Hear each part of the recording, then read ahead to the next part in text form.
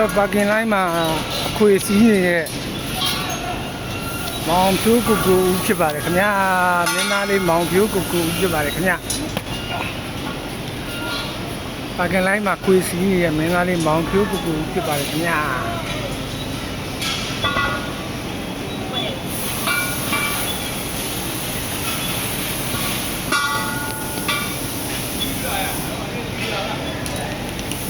အဲ့တော့ကျွန်တော်ဒါကားခွေလောက်တဲ့ဒါဒုတိယအဆင့်ပေါ့ဗျာ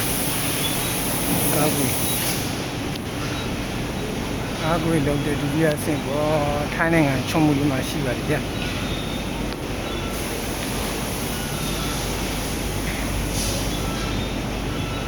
ီကနေ့ဒုတိယအဆင့်ပါဗျာ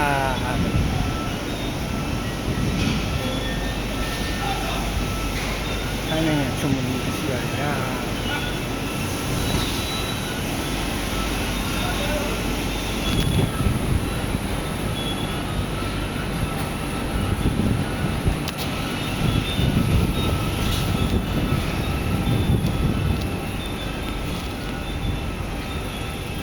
ဖောက်ကလေးဒါကတော့ကွန်တိန်နာရဲ့ထည့်ရမှာဗျာ